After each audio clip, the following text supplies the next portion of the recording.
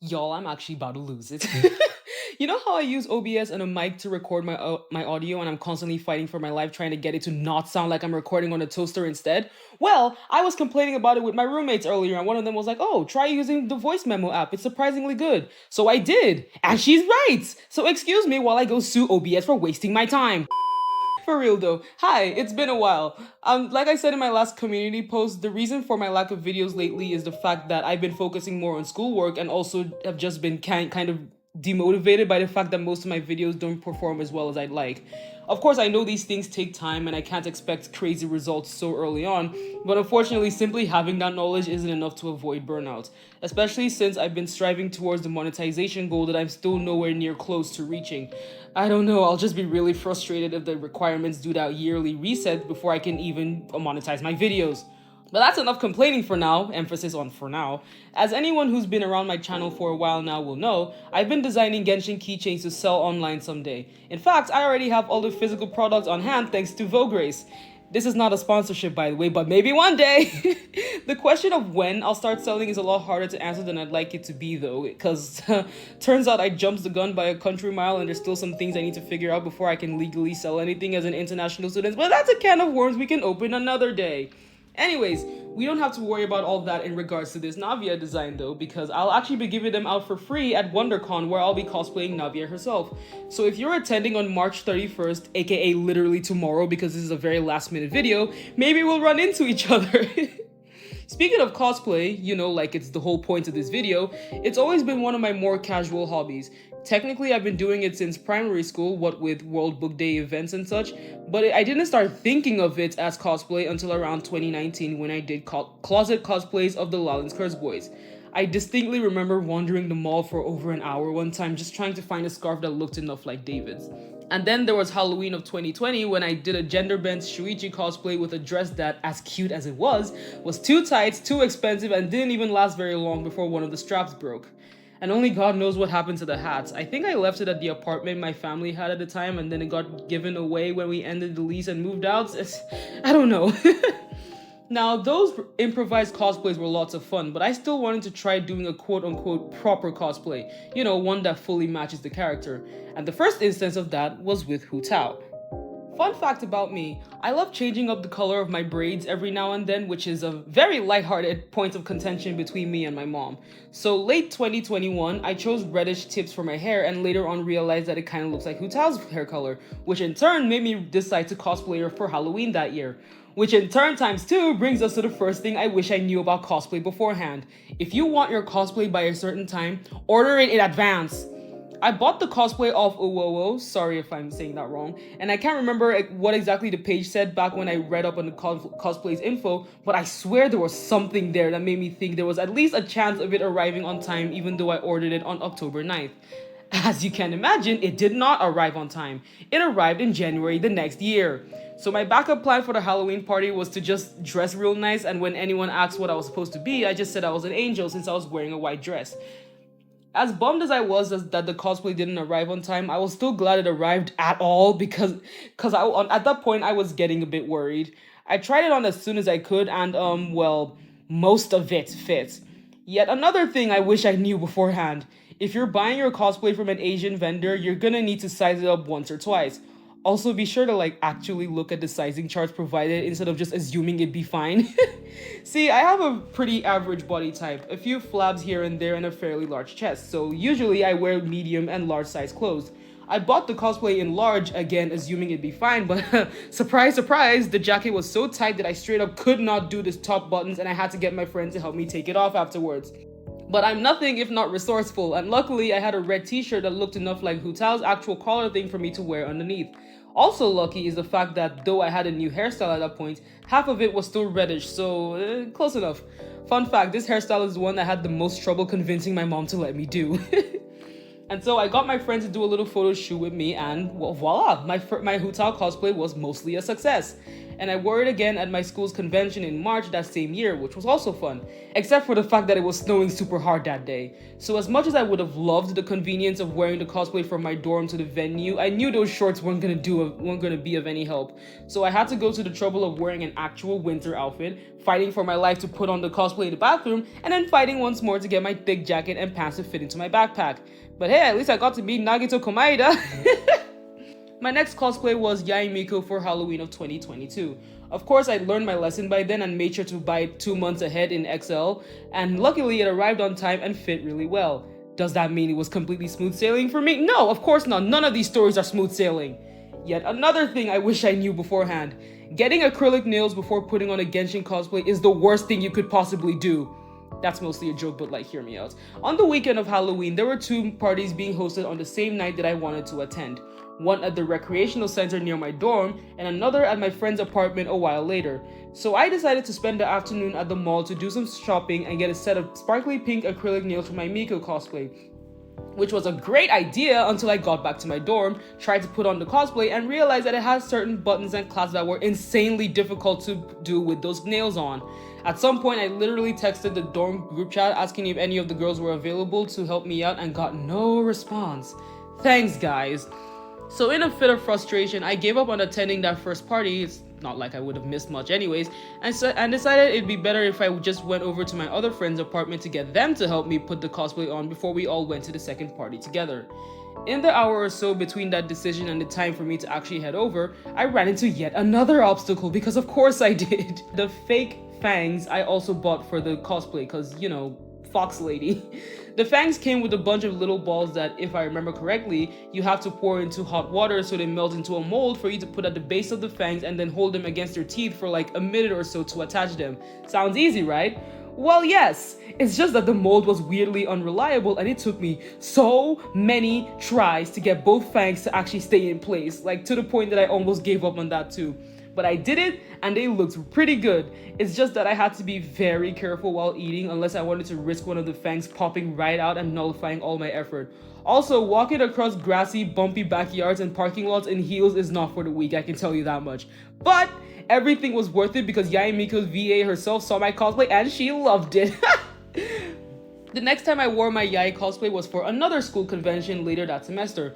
No fangs or nails that time, but at least I had cool little face gems. It was pretty sunny that day, so a massive upgrade from the snowstorm of the year before that, but it was also horrifically windy to the point that there was a point where I was walking from the venue to a nearby dining hall to get lunch and literally had to take off the head ornament that was attached by a beret, mind you, cause it almost flew off so many times. Anyways, there's something weirdly surreal about walking around in full cosplay in a place where literally no one else is, especially since the only people who were even told about the convention were the art students. I did get some pretty sweet compliments though, one of them from a person who also mistook my cosplay for someone else. I can't for the life of me remember who, but I think it was an Overwatch character. Man, I don't know. So, yet another mostly successful cosplay. I did tell myself I didn't want to do any more Genshin cosplays because they were always a massive pain one way or another, but as you can probably tell by now, I didn't commit to that for very long because we're about to talk about my Navia cosplay. Back in January, in preparation for my spring semester in LA, I decided to finally do blonde braids. And it was after I got there that I was like, oh my god, I'm blonde, and I have photochromic glasses with gold accessory thingies. Guys, I could literally be Navia. So, after deciding on WonderCon as my event, since it was the most convenient for me in terms of both location and dates, I started my hunts for a Navia cosplay. A lot of the ones I found were labeled as pre-sale, which essentially means they were still in production and there was no set date for when they would be delivered. And since I really wanted one that could arrive before late March, I decided not to take my chances with those. Eventually though, I found one on an Etsy store called Adore Home Studio that said it could be delivered later that month. It was nearly double the price of the ones I found prior, but it's fine, it's totally fine. I bought it in XL, same size as the Yae Miko one, and waited for it to arrive. The great news is that the cosplay arrived a little under 2 weeks after I purchased it, and in good condition. The terrible news is that the delivery itself caused me one of the most stressful nights of my life. Just talking about this gives me a headache, man. Now, for obvious reasons, I'm the type of person who often ignores calls from unknown numbers, which is exactly what I did this one evening when I got an unknown call during class. until I also got a voicemail and a message telling me it's Piggy Ship and they're trying to deliver a package to my fully listed address, but they don't have an access code to get into the building to drop it off. They asked me to either text them the building code or fill out delivery instructions at a provided link. By then, I was really confused and concerned. Since we weren't really doing much in class anyways, I excused myself to go deal with all this in the hallway. I listened to the voicemail and it was from some guy basically telling me the same thing the message did. Now here's the thing about the apartments. It's one of those buildings where residents have to use a key fob to get in, so whatever entry code the building has, if any, I don't know it. And when packages are sent there, usually the deliverers are able to either drop them off in special lockers in the parking space or in the mail room. I have no clue what instructions services like USPS and FedEx get to deliver stuff properly, but whatever they are, it seems Piggy Ship didn't get the same memo. Anyways, I held off on clicking the link they sent me just in case it was all still a big scam, and decided to risk calling the guy back first, and he answered pretty fast, which was a small blessing. I asked him where the package was from, and he said it didn't say the exact vendor, just that it was from China. And well, yeah, the cosplay did ship from China, so as sketchy as the lack of specification sounded, I decided to keep going with this. I then asked him if he was able to wait 10 minutes for me to run home and receive the package personally since it was within walking distance from the school building, but he said no, and offered to re-deliver it the next afternoon, which I begrudgingly agreed to. Thank God I didn't have any classes or events the next day, because I would not have been happy if the package re-delivered while I was out of the house again. Once that phone call ended, I decided to do some research on Piggy Ship, and my findings were not comforting in the slightest. I found multiple reviews and Reddit posts labeling it as a scam service with a track record of delivering packages poorly and sometimes not even delivering them at all and just reselling them. So yeah, at that point I was a nervous wreck, worrying about the worst case scenarios. Either A, this was all just an elaborate scam and they didn't actually have a package for me, which wouldn't explain how they had my address, or B, they did have my package but the deliverer lied and didn't actually intend to re-deliver it, putting me at risk of not receiving it at all. And let me remind you, that cosplay was very expensive, so I couldn't bear the thought of losing it to some scummy delivery service. There was a point during all this where one of my friends came down the hallway, saw me looking visibly panicked and asked me what was wrong, and I just didn't know how to explain the situation to her without either talking too long or bursting into tears on the spot. I did eventually talk it all out with my friends though, which helped, but unfortunately not enough, because once I got home, I was still stressing. I eventually sucked it up and followed the link I got in that one message, which led me to a tracking number for my package and a page that listed the delivery process. The latest entry, which was put in some time after my phone call with the delivery guy, said that the package failed to be delivered due to the address not being accessible. So for the rest of the night, all I could do was pray with all my heart that the guy kept his word and actually re-delivered it. I could barely even sleep that night, oh my goodness. Like, I kept drifting in and out of sleep, checking for delivery updates as early as 3 a.m. for some reason, and having on and off dreams that were all package related. Doctors are not kidding about how badly stress can affect your sleep, dude. That night was awful. But don't worry, this is where we finally see the light at the end of the tunnel. The next delivery update was at 7 a.m., saying the package was out for delivery again.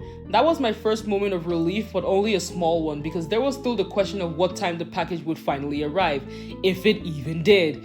Yeah, the delivery guy said in the afternoon, but like, when in the afternoon? Well, fellas, I got extremely lucky there, because right after it hit 12 noon, I got a call from the delivery guy telling me he'd arrived, and when I tell you, I ran to the lobby to go pick that damn package up.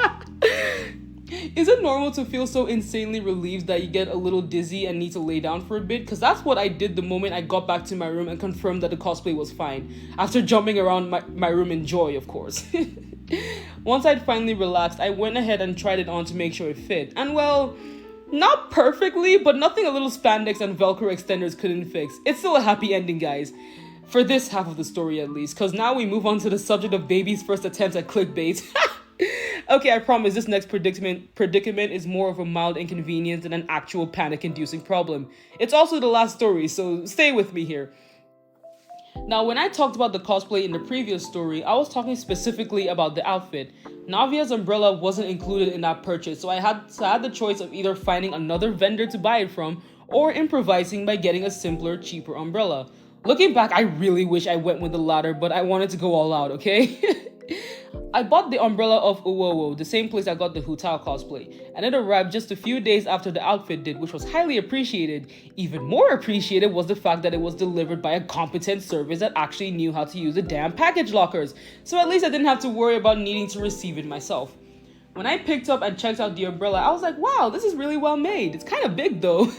And it was later on that I realized that, yeah, that's the thing. It's too big. I'll admit that's on me for not looking more closely at the size chart provided again. But basically, the umbrella is listed as being 105 centimeters long, alternatively 3'5", aka too long to fit in my suitcase.